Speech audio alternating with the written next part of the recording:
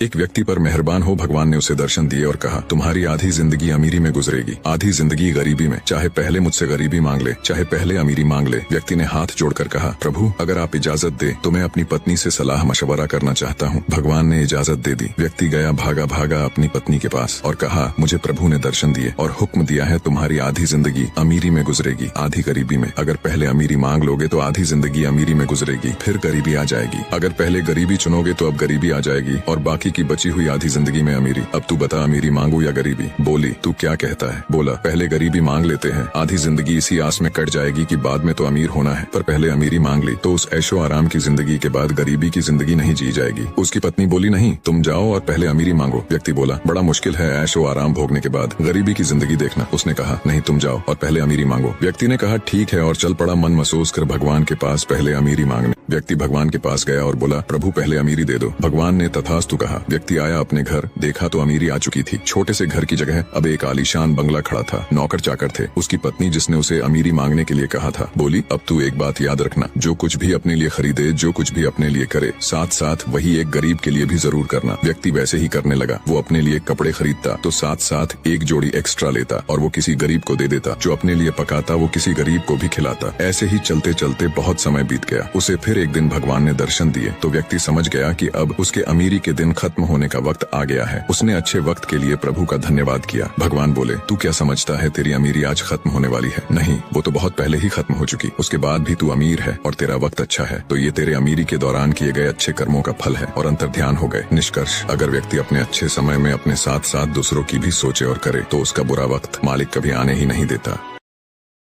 Download ShareChat.